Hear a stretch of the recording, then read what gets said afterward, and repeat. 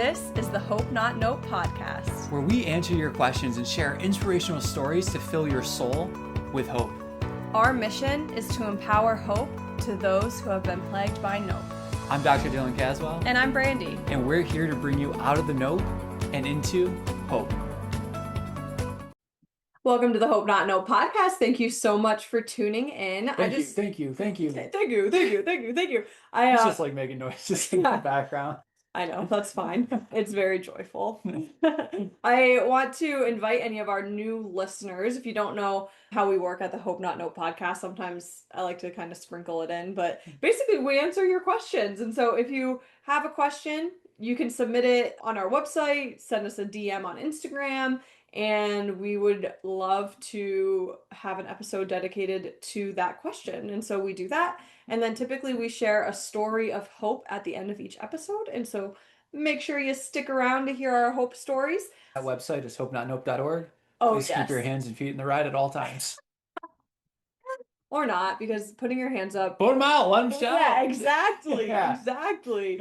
But I also, like, wherever you're listening to this, whether it's Apple, Spotify, or YouTube, there's a link beneath in the show notes that we put there for you as well. So ask us a question. Yeah. Also, our question this week is from a listener named Colby, and Colby says, I want to get rid of shin splints, and I saw on Instagram a lot of people suggesting tibialis raises. Do you think that this is the best exercise for me to do in order to get rid of shin splints? No. Denied. Shall we end the podcast there? No, we'll go into it. Okay. Colby, thank you for submitting that question. And let's just start by saying, like, shin splints are frustrating. Mm-hmm. And we do have to identify, because shin splints is this umbrella term. And what actually are they, right? Because most of the time it's this condition called medial tibial stress syndrome. 90% of the time, that's what it is. If you have medial tibial stress syndrome, this idea of tibialis raises, which I'm going to rant about here in a second, but tibialis raises, it's not addressing what's likely bringing on the shin splint to begin with. So can they be somewhat helpful to produce a little bit more muscle, and maybe that helps with some absorption during running? Yeah, maybe. Mm-hmm. Is it the best exercise? No, not. I'm laughing internally, also getting heated, because I'm like, influencers have gotten so lazy that they've just said tibialis raises. That's not the muscle. There's a tibialis anterior and a tibialis posterior. Which one is like, it? if you said a tibialis posterior raise, I'd be like, yeah. You want to know why? It's plantar flexion. It's a calf raise. Right. But yeah, that's it.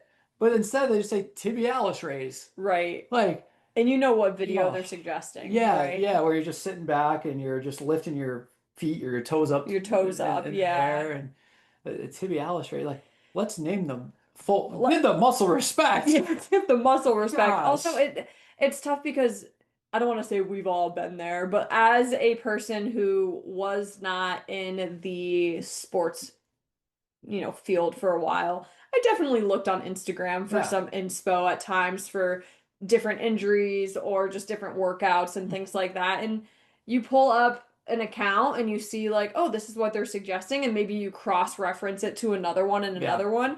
And what's so frustrating is if you type in shin splints on Instagram, you're going to see this, and so you're going to think that it's trustworthy, but it isn't. That exercise is not, I don't want to say it's doing nothing. Yeah. But like, it's not doing something grandiose that's going to help you. And Dylan's going to go on the rant because he can do it in a much more eloquent fashion. Yes. Yeah. So when we understand shin splints, and that's an umbrella term, and that there's medial tibial stress syndrome, there's anterior tibial stress, and then chronic exertion compartment syndrome. And we start to identify, well, what are the theories for each of these? Because they're all a little bit different. Well, now we can start to have a better conversation. Because the idea of a tibialis raise, referencing the tibialis anterior, we learn that this muscle does 5 to 10% of what's required during running. This muscle is a dorsiflexor. So what does that do? It keeps your toes from dragging when you're running in the swing phase, which is it's important. Like, not saying it's not important. It's important. and it prevents your foot from slapping on the ground when you start to hit into the initial contact. Mm. So the tibialis anterior is important. But if we're looking at something like chronic exertional compartment syndrome, and we're asking, why is the foot slapping onto the ground?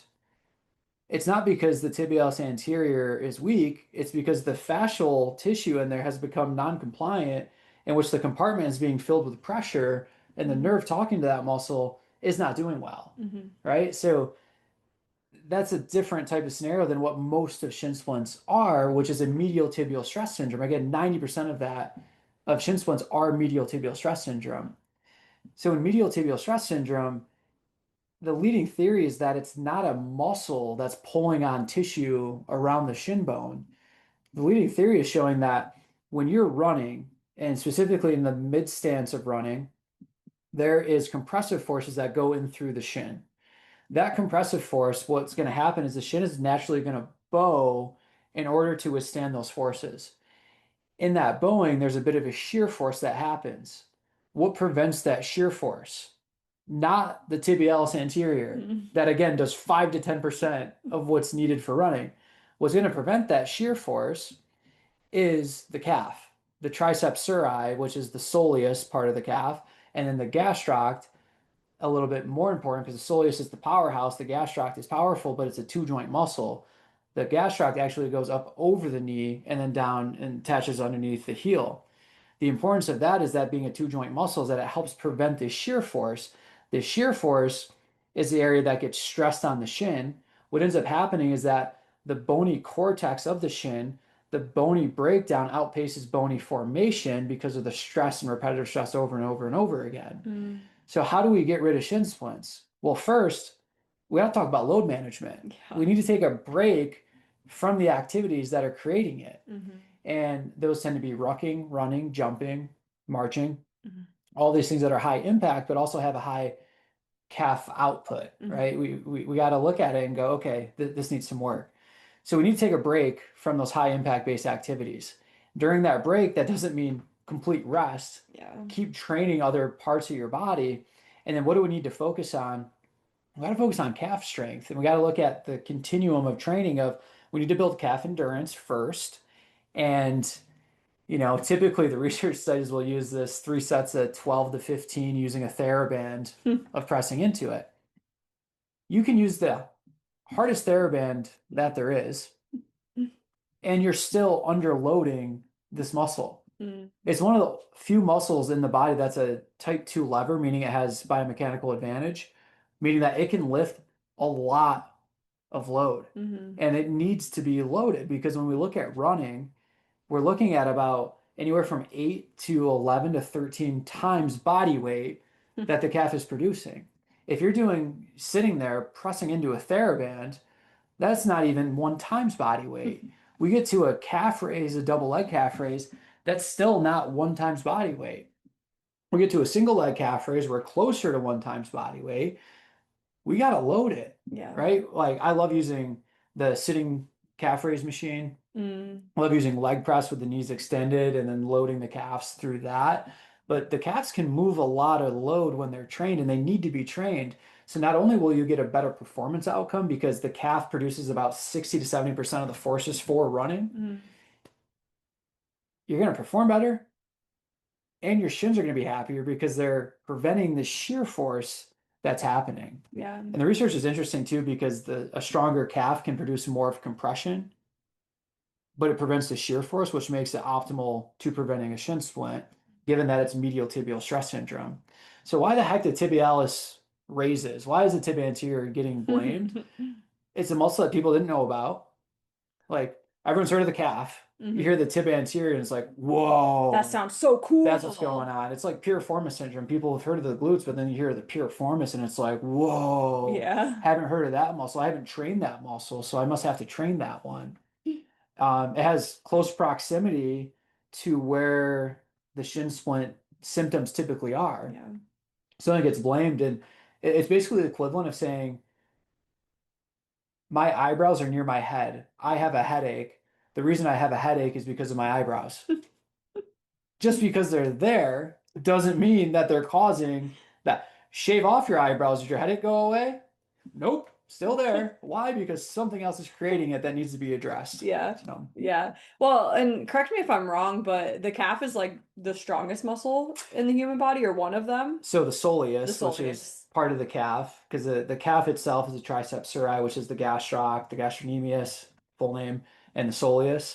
So Hmm. those together, but the soleus, pound for pound, cross-sectional area, strongest muscle in the human body. So if we're neglecting the strongest muscle in the human body when your sport involves running, rucking, or jumping, you're going you're going to have a higher likely of an injury, a bone Right. stress injury, right? Right. Yeah, and Yeah. that's what's happening Yeah, here. yeah.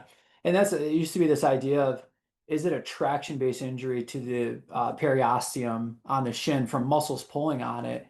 And here's what's funny, that theory was with the tibialis posterior, Mm. not with the tibialis anterior.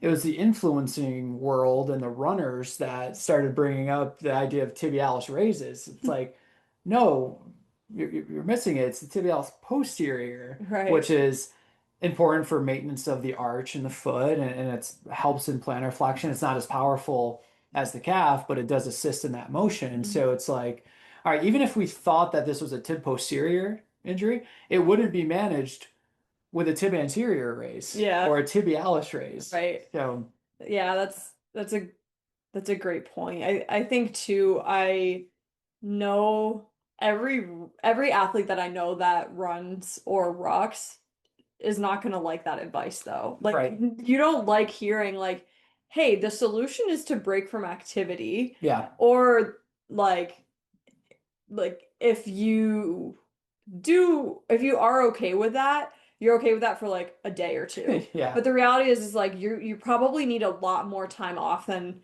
a day or two, even a week. A Right. week would at least be a start, but there's a reality that like you're gonna need a little bit of time off if you're having that discomfort. And also, I think it's great to know, and I do believe you said it, but just to reiterate, when you optimize calf strength, you can't just go and start doing the heaviest calf raise on a Hmm. calf machine single leg. Like Right. that is a good thing to do eventually, but you do need to take proper load management, load progression steps to prevent the shin splints in the future. And those aren't the Yeah. only things for you to do, but those are two of the biggest things that are really necessary if you want to eliminate shin splints. And again, the Instagram world of running influencers suggesting the tib raise Yeah. is not going to be the solution. No, and adding into that, because those are phenomenal points, is understanding that the time off, there's other things that you can and should be training. And part of that is looking at this as a bone stress injury of the tibial cortex, the bony cortex of the shin, in which, again, the bony formation is being outpaced by bony breakdown because of those forces Mhm. of the shear force and associated running, rucking, jumping, and all that. So we have to give the bone time to heal, and it needs the substrates in order to heal. Some of those hormones that help that are growth hormone and IGF-1.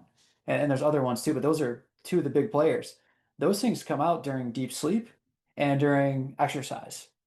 And not wimpy TheraBand 1 out of 10 intensity exercises, but like some high intensity interval training or things that you're moving load to over 60% of your 1 rep max. So you're taking a break from high impact based activities, but you can do high intensity interval training with the rest of your body. Yeah. You can do sprint intervals on the bike while supersetting that with a dumbbell bench press, with side planks. Like there's a lot of different strategies that you can use that are one going to keep you in shape as an athlete so that when that bony healing occurs, which is variable, but it could be 4 weeks, it could be 6 weeks, it could be Mhm. 8 weeks. But here's the thing, if you take that time and allow it to heal, like you can be good. Mhm. It's the issue is that people will do these tibialis raises, they'll do some foam rolling, they'll go, oh, I'm good, I can go back to running and not take care of what's actually creating this in the Mhm. first place. And it just becomes this vicious cycle. But doing that style of training and continuing to train and not just sitting around waiting, one, is going to keep you in condition. Two, is going to be helpful in the healing process, looking at this from that lens of that this is a bone stress reaction. This is a bone stress based injury. The amount of athletes that will reach out to us saying like, yeah, we've done scraping, we've done foam rolling, we've Dry done cupping, needling. massage, dry needling on it. And, you know, it made me feel a little bit better, but I started running again and it was back. Well, yeah, because those things are not addressing Yeah. the bone stress reaction that Mm-hmm. that is happening, which is going to go right into my hope story for today. Yeah, share it. Good to go into the hope story. Yeah. So my hope story is that an athlete that we've been working with that has had a chronic issue of shin splints just reported back to me the other day and had a test and passed it and did it and didn't have shin splints Wow. during it. So there you have it.